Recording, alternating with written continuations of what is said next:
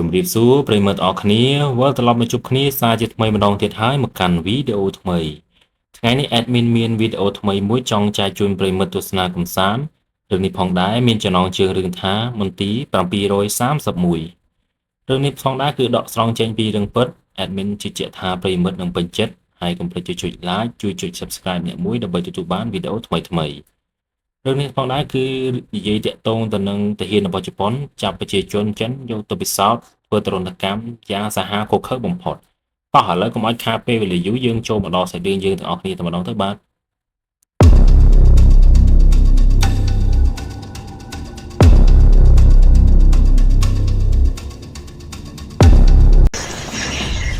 សាច់រឿងកាត់ចេញពីការសង្គ្រាមលោកលើកទី2ឆ្នាំ1945ពេលនោះផងដែរប្រជាជនរបស់ចិនបានខំតស៊ូប្រឆាំងជាមួយនឹងទាហានរបស់ជប៉ុនពេលនោះផងដែរទាហានរបស់ចិនខំតស៊ូប្រឆាំងជាមួយទាហានរបស់ជប៉ុនរបបហ្វាស៊ីសកលយ៉ាងម៉ឺងម៉ាត់បំផុតងាកមកកាន់សាច់រឿងបន្ទាប់នោះវិញលោកហ្វូរ៉ាតាកំពុងរាយការណ៍នៅក្នុងសារប្រជុំអំពីបញ្ហាសង្គ្រាមនៅតាមព្រំដែនពេលនោះផងដែរលោកក៏បានយកសមិទ្ធផលថ្មីមកឲ្យថ្នាក់ដឹកនាំមើលផងដែរសមិទ្ធផលនោះផងដែរគឺជាធុងចម្រោះនេះដែរគឺចម្រោះចេញពីទឹកនោមចេញជាទឹកផឹកធម្មតាបានពេលនោះផងដែរលោកក៏បានចម្រោះដើម្បីឲ្យថ្នាក់ដឹកនាំមើលដើម្បីទទួលបានសមិទ្ធផលនេះតែម្ដងលោកទៅពេលបន្ទាប់ទៀតសាច់រឿងកាត់ចេញមួយឆ្នាំ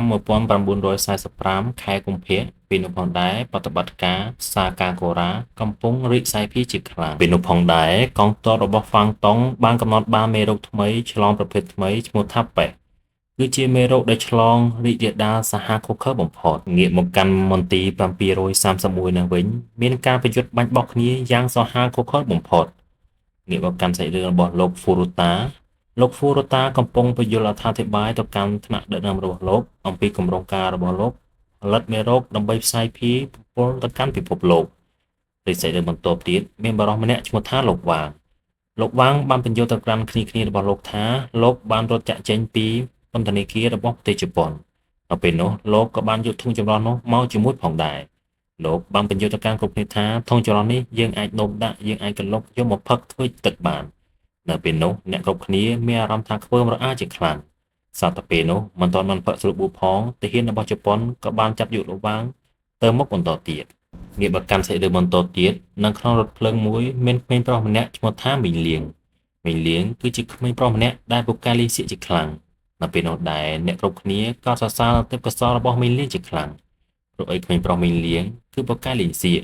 នៅពេលនោះដែរមានស្ត្រីម្នាក់មានស្នាមសាក់រូបសាកូរ៉ានៅកន្លែងកញ្ចឹងកនៅពេលនោះមានកូនទាហានពីរនាក់ឈ្មោះថាយ៉ាស៊ីកាក៏បានរត់មកថតរូបរបស់ពួកគេទាំងពីរនាក់ផងដែរ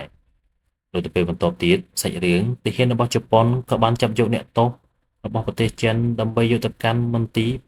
រ731នៅពេលនោះទាហានរបស់ជប៉ុនក៏បានបិទវាំងននមិនឲ្យគ្រប់គ្នាស្គាល់ផ្លូវនោះទេពួកគេទាំងអស់គ្នាបានធ្វើដំណើរមកដល់ស្ថានីយ៍មួយមានឈ្មោះថាPhnom Nabin គឺជាស្ថានីយ៍មន្ទីរពិសោធន៍731នោះឯងនៅក្នុងនោះមានស្ត្រីម្នាក់ឈ្មោះថាសៀងលៀនគឺជាស្ត្រីម្នាក់ដែលមានផ្ទៃពោះនៅពេលនោះក្រុមរបស់លោកវាងនិងក្មេងប្រុសពីលៀងផងដែរនៅពេលនោះផងដែរមានបរិសម្នាក់ឈ្មោះថាលោកកយត្រូវជាប្តីរបស់អ្នកស្រីសៀងលៀននៅពេលនោះអ្នកទាំងអស់គ្នាមានអារម្មណ៍ថាជ្រួលច្បល់ជាខ្លាំងនៅពេលនោះលោកតារបស់មេលៀងក៏បានយកប្រាក់មករាប់នៅពេលនោះដែរលោកវាងក៏បានសុំខ្លះដើម្បីយកមកទុកតាំងខ្លួនផងដែរនៅពេលនោះបន្តទៀតក្រុមរបស់ទាហានជប៉ុនក៏បានបំបែកគ្រប់គ្នាជាពីរក្រុមផងដែរគឺស្រីទៅតាមស្រីប្រុសទៅតាមប្រុសនៅពេលនោះផងដែរលោកវាងមានអារម្មណ៍ថាឆ្ងល់ជាខ្លាំងហេតុអ្វីក៏ពួកនឹងមិនត្រូវការប្រាក់បែបនេះព្រោះឯលោកវាងមានបំណងចង់យកប្រាក់ទៅសោកនឹងទាហានរបស់ជប៉ុននោះដើម្បីដោះលែងពួកគាត់នៅពេលនោះក្រុមទាហានរបស់ជប៉ុនក៏បានឲ្យគ្រប់គ្នាដើម្បីមុជទឹកសម្អាតខ្លួននៅពេលនោះផងដែរគេឲ្យគ្រប់គ្នាឈរជាជួរទៅកាន់តំបន់កន្លែងមុជទឹកនោះតែម្ដងនៅពេលនោះដែរអ្នកគ្រប់គ្នាក៏ត្រូវបានគេទម្លាក់ចូលនៅក្នុងអាងទឹកមួយផងដែរស្រាប់តែពេលនោះដែរមានក្រុមជនបរទេសមួយក្រុមបានរត់សម្ដៅមកទីនោះដើម្បីលាក់ខ្លួនពួកគេទាំងអស់គ្នាបានស្រែកប្រាប់ឈ្មោះរបស់ពួកគេនីមួយៗទៅកាន់គ្រប់គ្នាផងដែរក្រែងលោកពួកគេស្លាប់អស់មិនបានដឹងឈ្មោះដល់ពេលបន្ទាប់ទៀតពួកគេទាំងអស់គ្នាមានអារម្មណ៍ថាផិតភ័យជាខ្លាំងស្រាប់តែពេលនោះដែរមានស្ត្រីម្នាក់ដែលជាមេក្រុមឈ្មោះថាអ៊ីម៉ាម៉ូរ៉ាក៏បានចេញមកដល់ នៅពេលនោះនាងក៏បានបាញ់សម្លាប់បុរសម្នាក់នៅនឹងកន្លែងកាត់ហែននោះតែម្ដងទៅនៅពេលនោះនាងបានឲ្យអ្នកបកប្រែនិយាយភាសាទៅកាន់អ្នកគ្រប់គ្នាថានៅពេលនោះអ្នកបកប្រែមិនទាន់បាននិយាយផងនាងក៏ធាក់អ្នកបកប្រែមួយជើងពេលនោះដែរលោកវាងបាននិយាយថាអ្នកបកប្រែនោះចង់និយាយប្រាប់ថាទីនេះគ្មានច្រកចេញនោះទេស្រាប់តែពេលនោះដែរលោកហ្វូរូតាក៏បានដើរចាក់ចេញពីកន្លែងអាងទឹកនោះតែម្ដងទៅហើយអ្នកគ្រប់គ្នាក៏អន់ក្បាលគោរពតែម្ដងនៅពេលនោះទាហានរបស់ជប៉ុនក៏បាននាំពួកគេទាំង3នាក់ដើម្បីមកស្នាក់នៅកន្លែងមួយជុំគ្នាហើយនៅក្នុងបន្ទប់ជួបនោះដែរមានបរិសម្នាក់ឈ្មោះថាលោកម៉ៅគឺជាអ្នកជាប់គុកនឹងយូរណាស់មកហើយលោកមានសតិមិនសល់ល្អនោះទេលោកតែងតែលេងជាមួយនឹងសត្វកណ្តុរផងដែរហើយនៅកន្លែងរបស់លោកមានកន្លែងក្បាលរំលែកមួយដែលជាមានកន្លែងសត្វកណ្តុរចេញចូលអាចឆ្លងទៅបន្ទប់ម្ខាងទៀតផងដែរទីឯសត្វកណ្តុរនោះក៏បានមកឆ្លងមកដល់បន្ទប់ពេញស្រីឈ្មោះថាគីឡាក៏បានយកសត្វកណ្តុរនោះដើម្បីយកមកលេងជាមួយផងដែរនាងក៏បានយកបោចងលើសត្វកណ្តុរនោះដើម្បីយកទៅបិទនឹងជញ្ជាំងរៀបមកកម្មសិទ្ធិលើបន្ទប់នោះវិញអ៊ីម៉ាម៉ូរ៉ានឹងដឹកនាំគ្រឿងរបស់គេដើម្បីគោរពទៅកាន់លោកហ្វូរូតានៅពេលនោះផងដែរលោកហ្វូរូតាក៏បាននិយាយទៅកាន់អ្នកគ្រប់គ្នាថាដល់ពេលវេលាដែលជប៉ុនមកដល់ហើយពួកយើងទាំងអស់គ្នានឹងរួបរวมគ្នាកសាងពិភពលោកត្រូវជារបស់យើងនៅបន្ទាប់ទៀតណាវិញលោកម៉ៅកំពុងតែលក់ស្រាប់តែពេលនោះដែរអ្នកចែកអាហារក៏បានដើរមកដល់មុខនៅពេលនោះលោកក៏បានងើបដើម្បីទៅទទួលអាហារចែកចែកគ្រប់គ្នាផងដែរនៅពេលនោះលោកម៉ៅក៏បានហុចអាហារនឹងទៅកាន់ក្មេងប្រុសមីលៀងបានបរិភោគអាហារនឹងយ៉ាងស្រេកឃ្លានជាខ្លាំងនៅពេលនោះមីលៀងក៏បានហុចអាហារនឹងទៅកាន់លោកវាងបន្ថែមទៀតលោកវាងក៏សួរទៅកាន់លោកម៉ៅថាតើអាហារនេះមែនទេដែលគ្រប់គ្នាយកមកចែកឲ្យហូបរាល់ថ្ងៃលោកវាងមានថែមទាំងរកអ៊ូរតុំជាខ្លាំងនៅពេលនោះដែរលោកកយក៏បាននិយាយប្រាប់លោកវាងថាលោកគិតពីច្បាប់ចិត្តខ្លាំងណាស់ដោយសារតែប្រពន្ធរបស់លោកមានទេពូនៅពេលនោះផងដែរលោកវាងក៏បានតបទៅកាន់លោកកយទាំងទឹកភ្នែកផងដែរលោកក៏មានប្រពន្ធម្នាក់ដែរប្រពន្ធរបស់លោកគឺមានទេពូដូចគ្នានៅពេលនោះផងដែរលោកវាងក៏បានរៀបរាប់បន្ថែមទៀតថាលោកពិតជាមិនអាចមើលថែប្រពន្ធរបស់លោកបានទេត្រូវគេចាប់មកយកមកទុកទីនេះនៅពេលនោះដែរក្មេងប្រុសមីលៀងក៏បានតបទៅកាន់លោកវាងថាគេមានឈ្មោះមីលៀងនៅពេលនោះដែរក្មេងប្រុសម្នាក់នឹងបាននិយាយថាយើងទាំងអស់គ្នាមិនបាច់ខ្លាចនោះទេយើងទាំងអស់គ្នាគួរតែធ្វើតាមគេទៅទីហ៊ានរបស់ជប៉ុនឲ្យធ្វើអីយើងក៏ធ្វើនឹងទៅយើងនឹងមិនស្លាប់នោះទេនៅពេលនោះដែរស្រាប់តែមានទាហានចូលមកដល់កន្លែងនឹងតែម្ដងទៅទាហានទាំងពីរនាក់នោះស្រែកលោកឈ្មោះលោកវាងនិងមានលេខនៅជាប់ខ្លួន1007នៅពេលនោះដែរលោកវាងមិនចង់ទៅជាមួយនឹងពួកគេនោះទេទើបទាហាននោះប្រើដៃប្រើជើងតបតជាមួយនឹងលោកវាងតែម្ដងទៅនៅពេលនោះគេក៏បានចាប់យកវាងយកមកឆក់ខ្សែភ្លើងនៅជាមួយនឹងបរិសម្នាក់ដែលត្រូវបានគេឆក់នោះផងដែរលុះទៅពេលបន្ទាប់ទៀតអ៊ីវ៉ាវ៉ារ៉ាក៏ប្រងយកដែកនឹងយកមកដាក់លើមាត់របស់លោកវាងតែម្ដងប៉ុន្តែចៃដន្យអីត្រូវលោកវាងយកជើងតបដើម្បីរារាំងនៅពេលនោះផងដែរអ៊ីវ៉ាវ៉ារ៉ាឃើញលោកវាងមានកម្លាំងខ្លាំងបែបនេះគេសម្រេចចិត្តថាយកលោកវាងដើម្បីធ្វើការជាមួយគ្នាតែម្ដងទៅនៅពេលនោះនាងក៏បានបង្ហាញវីដេអូទៅកាន់លោកវាងមើលផងដែរពីការធ្វើការហើយគេបាននិយាយប្រាប់ថាបើសិនលោកវាងធ្វើការបានល្អគេទាំងអស់គ្នានឹងដោះលែងលោកវាងឲ្យមានសិទ្ធិសេរីភាពលុះទៅពេលបន្ទាប់ទៀតទាហានក៏បានយកលោកវាងដើម្បីទៅបរិយាធ្វើការគេយកលោកវាងដើម្បីធ្វើជាអ្នកចែកអាហារនៅពេលនោះផងដែរទាហានក៏បានមករៀនលោកវាងឲ្យនិយាយភាសាទៅកាន់អ្នកគ្រប់គ្នានិងប្រាប់លោកវាងថាឲ្យធ្វើការពួកគេឲ្យបានល្អផងដែរ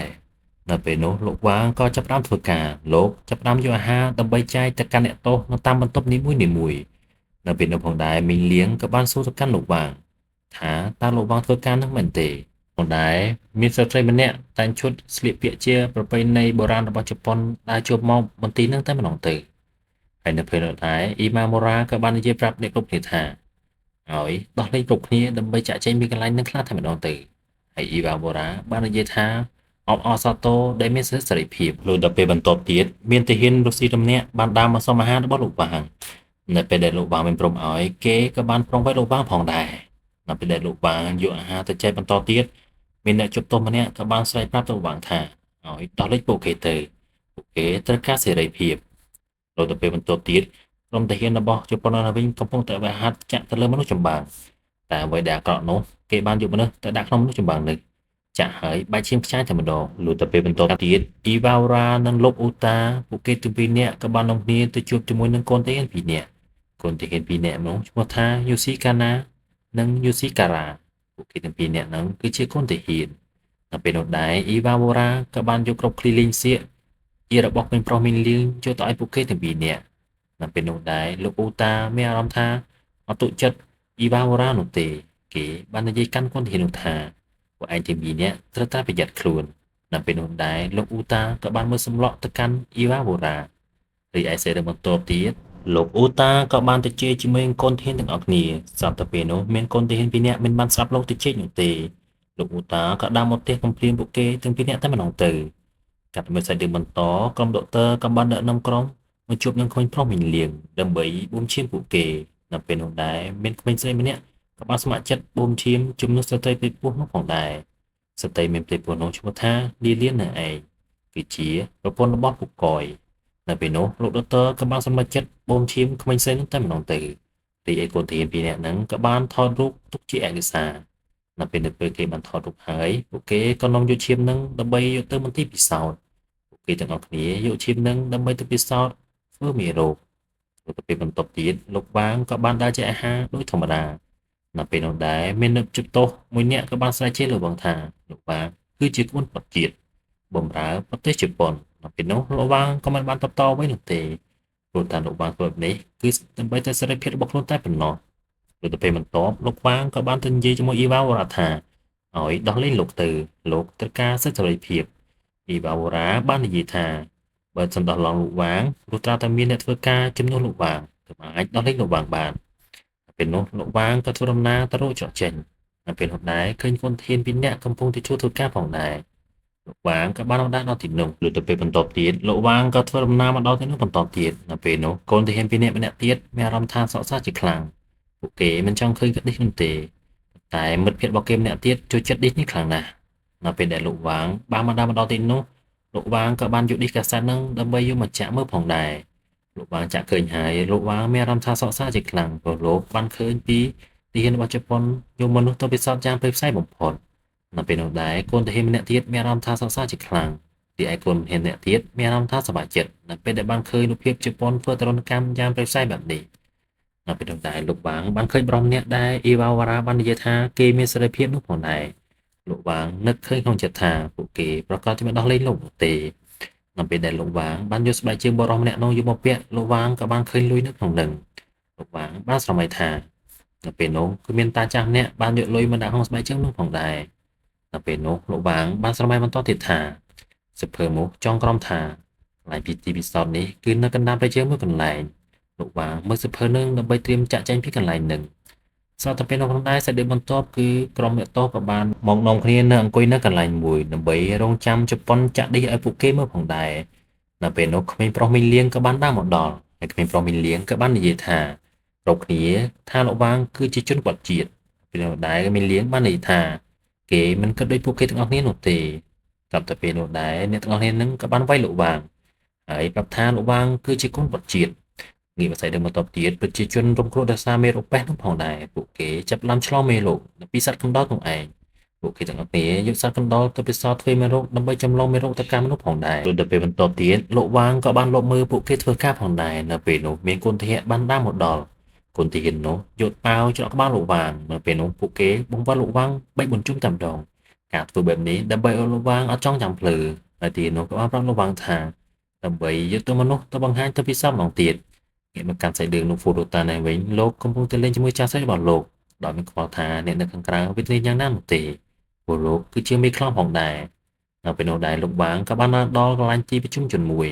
នៅពេលនោះលោកក៏បានស្រែកប្រាប់ឲ្យប្រជាជនចាក់ចេញទៅតំបន់មួយដែលគេយកទៅពិសោធន៍នៅពេលនោះលោកវាងស្រែកទាំងឈឺចាប់ជាខ្លាំងដោយសារនេះជាជនជាតិចិនតែមួយនៅពេលនោះដែរលោកវាងក៏បានវិលខ្លួនដោយដែលទីហ៊ាននឹងវិលលោកផងដែរលោកដើម្បីចងចាំភ្លើដើម្បីរកភ្លើចេញពីទីនោះនៅពេលនោះដែរលោកវាងក៏បានធ្វើដំណើរមកដល់កន្លែងមួយពេលនោះដែរគឺមានកូនធាននៅជិតនឹងផងដែរលោកវាងក៏បានចូលក្នុងចន្ទាយន្តមួយទៀតស្រាប់តែពេលនោះដែរគឺក្រុមដុកទ័រក៏បានទៅដំណើរការផងដែរគឺលោកវាងទៅខាងលើបន្តទៀត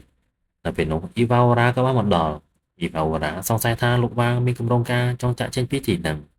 នៅពេលនោះអ៊ីវ៉ាវរ៉ាសម្លឹងមើលទៅលោកវាង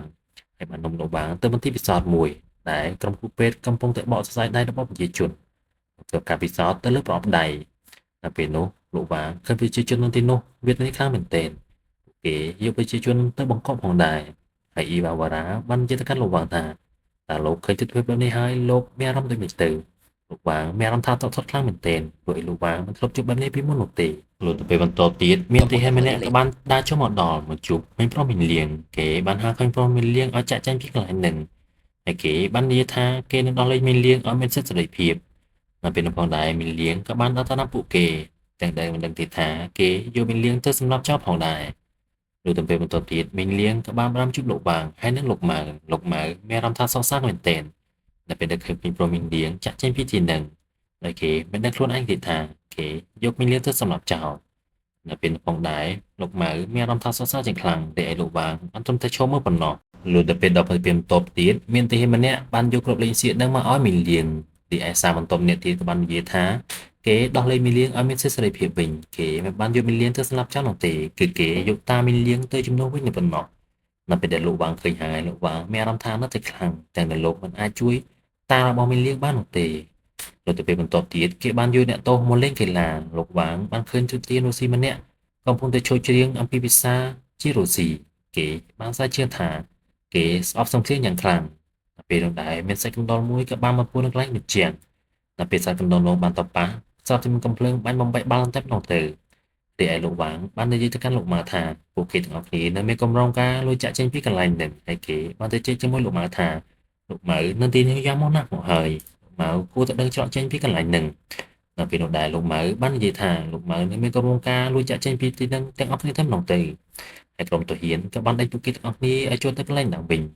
លុះទៅពេលបន្ទាប់ទៀតលោកបាងហើយនិងលោកម៉ៅមានក្រុមការថាចង់ហែកគុកចាក់ចេញពីទីហ្នឹងតែម្ដងទៅពួកគេទាំងពីរនាក់រៀបក្រុមការនិងរកផែនទីដើម្បីចាក់ចេញពីគុកហ្នឹងតែម្ដង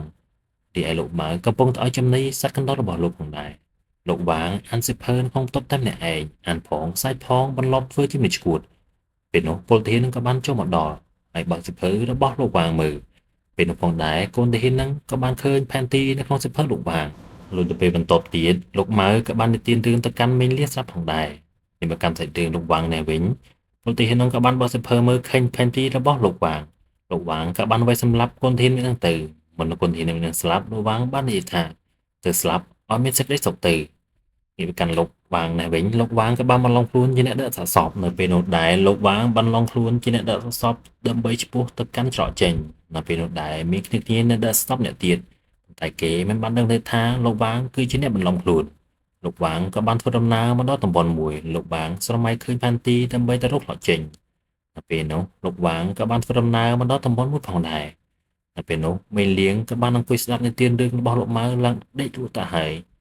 នៅពេលបន្ទាប់ទៀតលោកវាងក៏បានដល់កន្លែងកប់សាកសពមួយកន្លែងហ្នឹងគឺជាកន្លែងយកសាកសពមកដុតប្រមុខគ្នាលោកវាងឃើញបែបនេះហើយលោកមានអារម្មណ៍ថាតក់ស្លុតខ្លាំងមែនទែនលោកវាងក៏បានឃើញគ្នារបស់លោកដែលធ្លាប់រស់នៅជាមួយគ្នានៅកន្លែងដុតសាកសពនោះផងដែរពួកគេកំពុងតែជីកកាយសាកសពដុតសម្លាប់ពីម្នាក់ទៅម្នាក់ផងដែរ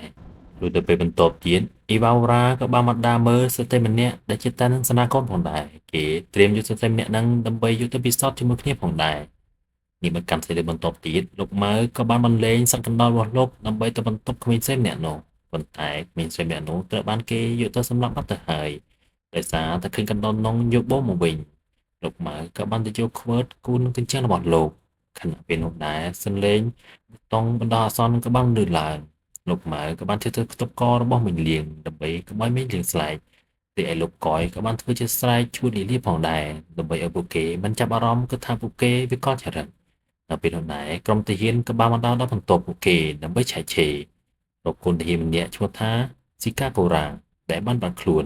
នៅពេលនោះក្រុមទាហានបានហៅសួរឈ្មោះរបស់គេម្ដងម្នាក់ហើយគម្រាមទៅកាន់ពួកគេថាតើពួកគេមានអ្នកលៀងទីប្រមាណព្រោះអីទីនេះគ្មានឈ្មោះនោះទេខណៈពេលនោះដែរគ្មានប្រុសមានលៀងមានអារម្មណ៍ថាផិតភ័យខ្លាំងខណៈពេលនោះលោកម៉ៅក៏បានសេះឈ្មោះរបស់គេតែជាអកុសលអីវ៉ាវរ៉ាក៏បានសម្លាប់លោកម៉ៅនៅមុខគ្នាតែម្ដងទៅ ហើយវ៉ាវរ៉ាបានស័យថានៅទីនេះគឺឈ្មោះនោះទេនៅទីនេះមានតែលេខរៀងតែប៉ុណ្ណោះខណៈពេលនោះដែរកូនតាហ៊ានក៏បានអូសសាកសពលោកម៉ៅចាក់ចេញពីកន្លែងហ្នឹងទៅពេលវេលាចុងក្រោយលោកវាងក៏បានសុំទៅបិទភ្នែកលោកម៉ៅជាលើកក្រោយដើម្បីលាគ្នាលុះទៅពេលបន្ទាប់ទៀតមេងលៀងក៏បានស្រែកឈ្មោះទៅកាន់លោកវាងថាតើប្រកាសទេលោកវាងនឹងជួយគ្រប់គ្នាឲ្យចាក់ចេញពីកន្លែងហ្នឹងលោកវាងលើដូច្នេះលោកវាងមិនអាចយាយវេបាននោះទេលោកវាងគិតមិនទាន់ចេញនោះទេ តាលោកទៅធ្វើបន្តទៀតលុះទៅព្រឹកស្អែកបន្ទាប់ទៀតក្រុមអ្នកពិសោធន៍ក៏បានយកលោកតាម្នាក់និងចាស្រីម្នាក់ទៅក្នុងមន្ទីរពិសោធន៍មកដែរ តែពេលនៅផងដែរលោកតាឃើញគេត្រៀមតាំងពិសោធន៍ចាស់ស្រីរបស់ខ្លួនលោកតាក៏ស្ទុះទៅខំដៃអ្នកពេទ្យនឹងតែម្ដងទៅលោកតាស្ទុះទៅខំដៃអ្នកនឹងហើយក្រុមគ្នាពេទ្យគ្នាឯងក៏បានកាត់ដៃគ្នាចំម្ដងកុំឲ្យឆ្លងមេរោគផងដែរលោកពេលនេះបន្តទៀតលោកវាងក៏បានមកដល់កន្លែងអ្នកទោសនោះផងដែរលោកវាងសួរទៅកាន់អ្នកទោសថាតើថ្ងៃនេះជាថ្ងៃអ្វីទៅលោកវាងសួរបែបនេះគឺចង់ដឹងថា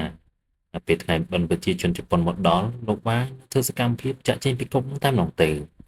លុះទៅពេលបន្ទាប់ទៀតអ៊ីវ៉ាវ៉ារ៉ាក៏លំលោកវាងធ្វើសម្អាតនៅកន្លែងមួយដែលកន្លែងនេះដែរគឺជាបន្ទប់ថ្នាំនៅក្នុងនោះមានក្មេងៗកំពុងតែសិក្សាពីថ្នាំផងដែរនិយាយមកកាន់ពួកកយនេះវិញពួកកយកំពុងតែត្រៀមសរសេរกระดาษដើម្បីរៀបគម្រោងការដើម្បីចាក់ចេញពីកន្លែងនឹងតែពីនឹងដែរលោកកយក៏បានប្រកាសកណ្ដុរទៅឲ្យគ្នារបស់លោកដើម្បីជួយសម្បត្តិនឹងទៅកាន់ចាក់ចែកគ្នាមើលដើម្បីទីគម្រោងការនឹងចាក់ចេញពីគុកនឹងនៅពេលនោះផងដែរលោកវាងក៏រៀបគម្រោងការសរសេរអក្សរនៅលើផ្លែប៉ោមដើម្បីចែកគ្នាទៅកាន់តំបន់គុករៀងៗខ្លួនដើម្បីនឹងរៀបគម្រោងការដើម្បីឲ្យគុកនឹងតែម្ដងទៅ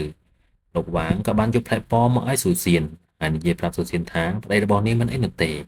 ហើយស៊ូសៀនក៏បាននិយាយទៅកាន់លោកវាងថាទេពរបស់នាងជិតគ្រប់ខែទៅហើយ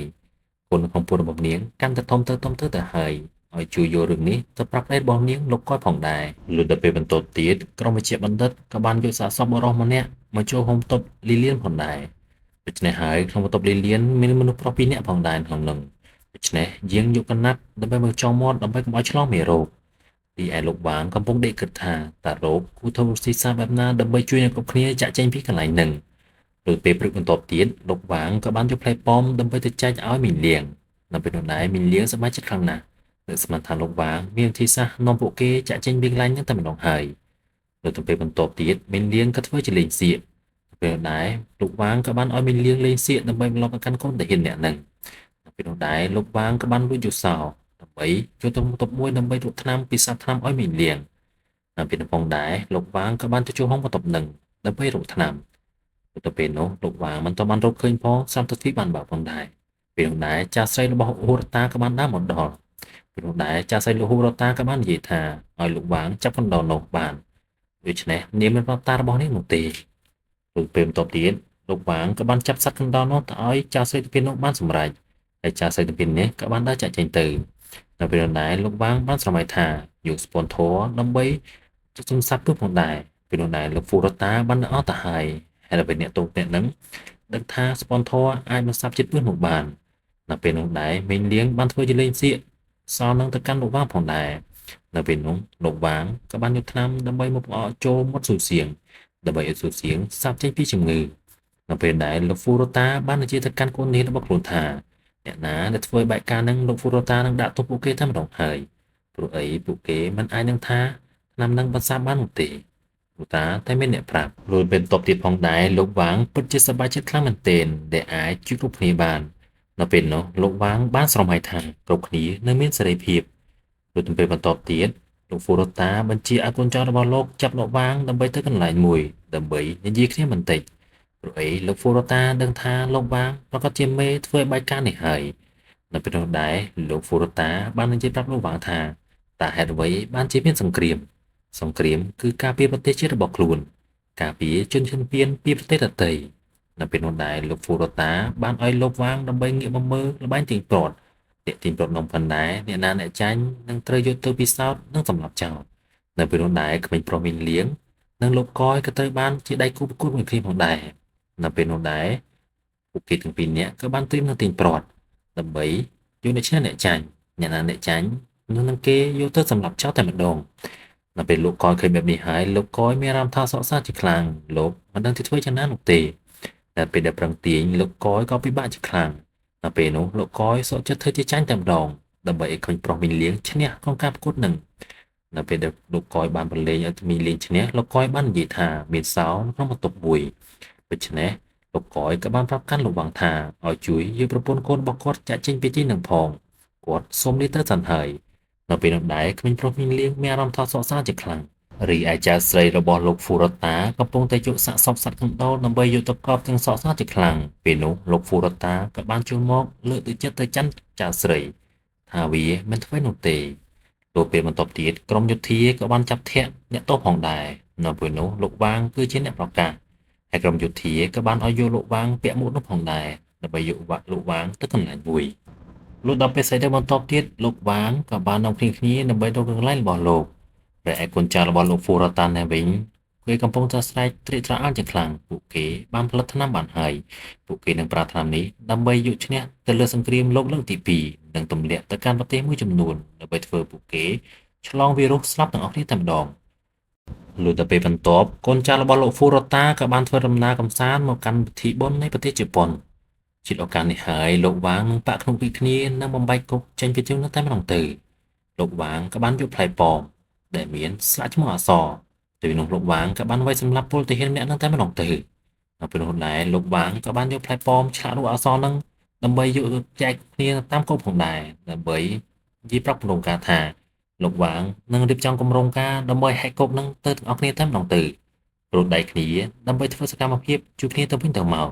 នៅពេលដែរក្មេងលៀងក៏បានយកសោដែលលោកគយបានប្រាប់ថាយកសោនឹងទៅចាក់អ្នកទោសនៅពេលនោះដែរមីងលៀងក៏បានយកសោទៅចាក់ទ្វារអ្នកទោសនាំអ្នកឲ្យពួកគេបានចេញមកទាំងអស់គ្នាលុះទៅពេលបន្ទាប់ផងដែរលោកវាងដឹកនាំគ្នាអ្នកទោសទាំងអស់គ្នាដើម្បីព្រុតដៃទៅសម្លាប់ពលទាហានជិតឱកាសនេះហើយពលទាហានមិនសើនៅពលទាហានក៏បានប្រើទឹកបាញ់ទៅលើគ្នារបស់លោកវាងប៉ុន្តែទឹកហ្នឹងមិនអាចយកឈ្នះពួកគេទាំងអស់គ្នាបានទេដោយសារពួកគេទាំងអស់គ្នាមានគ្នាច្រើន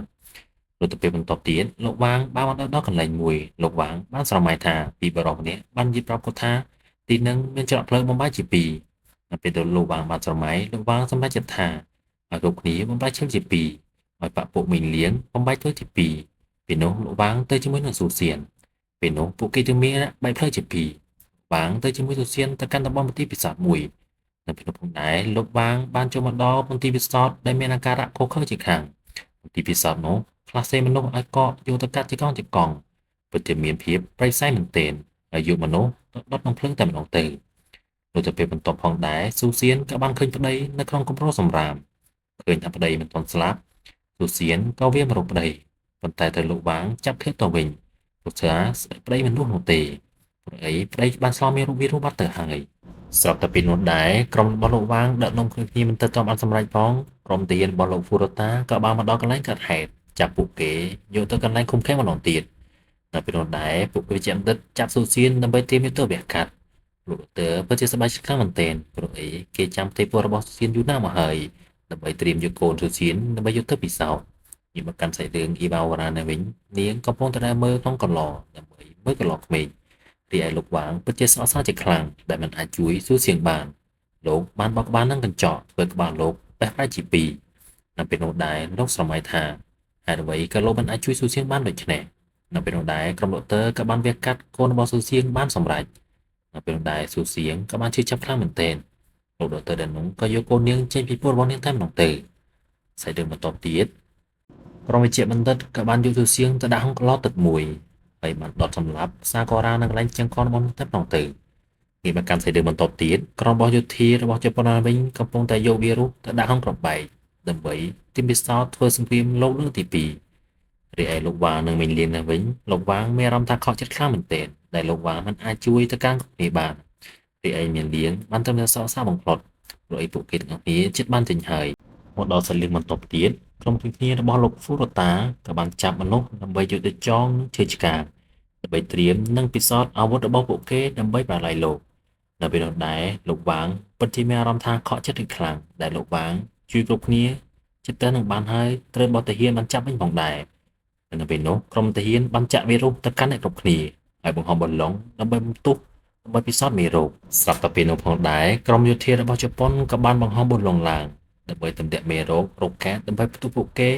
ដើម្បីត្រៀមនឹងពិសោធន៍អាវុធនៅពេលនោះអំបែងក៏បានមកធ្លាក់មកទៅចំពួកគេទាំងនេះធ្វើឲ្យពួកគេមានរបួស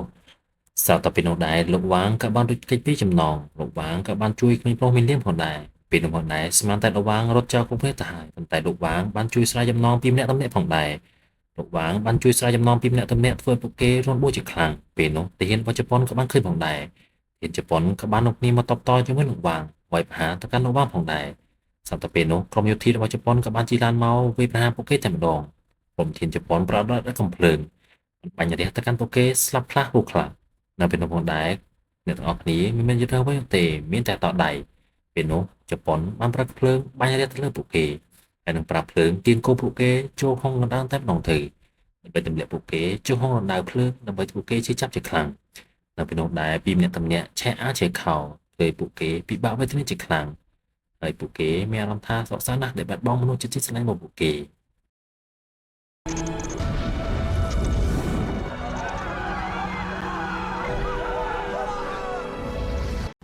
លុះទៅពេលសេះបន្តទៀតលោកវាងនិងមីងលៀងក៏បានធ្លាក់មកខាងក្រោមពួកអ្នកខ្លះសន្លប់ខ្លះនៅរូបខ្លះរីឯមីងលៀងនិងលោកវាងមិនទាន់ស្លាប់នោះទេពួកគេទាំងអស់គ្នានៅតែប្រឹងឡងតាមទៅលើតែពេលនោះដែរលោកវាងក៏បានមិនអប់មីងលៀងហើយនិយាយថាកុំខ្លាចអីមិនអីនោះទេលោកវាងមានវិធីសាស្ត្រមួយលោកវាងឲ្យមីងលៀងតពីក្រោយខ្នងរបស់លោកវាងនឹងវាឡើងតាមចន្ទៈភ្នំនោះឡើងទៅលើផងដែរប៉ុន្តែចន្ទៈភ្នំលំដាងនេះមិនមែនទៀតនោះទេមិនមែន3ម៉ែត្រ4ម៉ែត្រនោះទេគឺឈ្មោះខ្លាំងណាស់មិនអាចឡើងទៅលើដោយបានងាយៗនោះទេនៅពេលនោះដែរលោកវាងក៏បានឲ្យមីងលៀងតាមពីក្រោយម្ដងទៀតនៅពេលនោះដែរក្រុមអ្នកទោសផ្សេងទៀតក៏បានជួយគ្នាតោងជញ្ជាំងនោះផងដែរដើម្បីឡើងទៅខាងលើដល់ពេលបន្ទាប់ទៀតក្រុមអ្នកទោសក៏បានជួយគ្នាសាមគ្គីគ្នាដើម្បីតោងគ្នាឡើងជាន់ទៅលើដើម្បីឲ្យលោកវាងនិងមីងលៀងឡើងទៅខាងលើមុនគេនៅពេលនោះដែរក្រុមអ្នកទោសពិតជាលំបាកវេទនាជាខ្លាំងរីឯកងកម្លាំងយោធានៅខាងលើក៏ព្យាយាមបាច់ផេះទម្លាក់មកលើពួកគេបន្ថែមទៀតនៅពេលនោះដែរមីងលៀងក៏ជិតឡើងបានសម្រេចហើយប៉ុន្តែត្រូវយោធានៅខាងលើបាញ់ត្រូវគេមួយគ្រាប់នៅក្នុងនោះដែរលោកវាងក៏បានឡើងទៅខាងលើដើម្បីចាប់មីងលៀងធ្លាក់មកក្រោមខាងវិញប៉ុន្តែជាអកុសលអីមីងលៀងបានត្រូវគ្រាប់បាត់ហើយគេបានស្លាប់បាត់ទៅហើយគេមិនអាចរស់ទៀតបានទេនៅពេលនោះដែរមីងលៀងក៏បានសម្រេចចិត្តលេងដៃលោកវាងហើយគេក៏ធ្លាក់ទៅក្រោមផងដែរជាមួយនឹងអ្នកទោសផ្សេងទៀតផងដែរនៅពេលនោះលោកវាងពិតជាអាឡ័យជាខ្លាំងលោកវាងស្រមៃទៅកាន់រូបភាពដែលស្រមៃថាពួកគេទាំងពីរនឹងបានលួចជីវិតនៅផែនដីនេះតែជាអកុសលអីមីងលៀងក៏ត្រូវស្លាប់អ្នកផ្សេងទៀតក៏ធ្លាក់ទៅក្រោមបាត់គាត់ស្លាប់មកនេះតែម្ដងទៅលោកវាងក៏បានឡើងមកលើត្រូវយោធាបាញ់សម្លាប់ចោលលោកវាងម្ដងទៀតអូខេប្រិយមិត្តទាំងអស់គ្នាសាច់រឿងរបស់យើងក៏មិនបានបន្តទៅដែរសាច់រឿងរបស់យើងក៏សូមចប់ទៅត្រឹមនឹងតែម្ដងទៅអូខេ admin ជឿជាក់ថាប្រិយមិត្តនឹងពេញចិត្តនឹងវីដេអូមួយនេះសាច់រឿងមួយដែរគឺល្អមើលខ្លាំងមែនទែនរឿងនេះផងដែរគឺដកស្រង់ចេញពីរឿងពិតរវាងសង្គ្រាមលោកលើកទី2រវាងប្រទេសចិននិងប្រទេសជប៉ុននៅពេលនោះដែរគឺជប៉ុនធ្វើទរណកម្មទៅលើជនជាតិចិនខ្លាំងមែនទែនដោយជាសាច់រឿងរបស់យើងបានបង្ហាញចឹងដែរហើយមុនពេលដែលលោក Furuta បានចាក់ចេញពីទីពិសោធន៍ហ្នឹងលោកក៏បានបន្ទុករបែកកំទេចចោលដើម្បីបបបាត់តាំងដើម្បីឲ្យពិភពលោកមិនអាចចាប់កំហុសលោកបាននៅពេលនោះលោកបានរត់ភៀសខ្លួនដើម្បីក្លែងឡំថាលោកបានស្លាប់បាត់ទៅហើយដើម្បីគេចចេញពីការផ្ដន់ទនាទោសអូខេប្រិយមិត្ត admin អរគុណប្រិយមិត្តខ្លាំងណាស់ដែលបានចំណាយពេលវេលាដ៏មានតម្លៃតាមដានទស្សនារឿងរបស់ admin រហូតដល់ចប់ admin សូមជូនពរប្រិយមិត្តមានសុខភាពល្អសំណាងល្អជម្រាបលាជួបគ្នាវីដេអូក្រោយបាយបាយ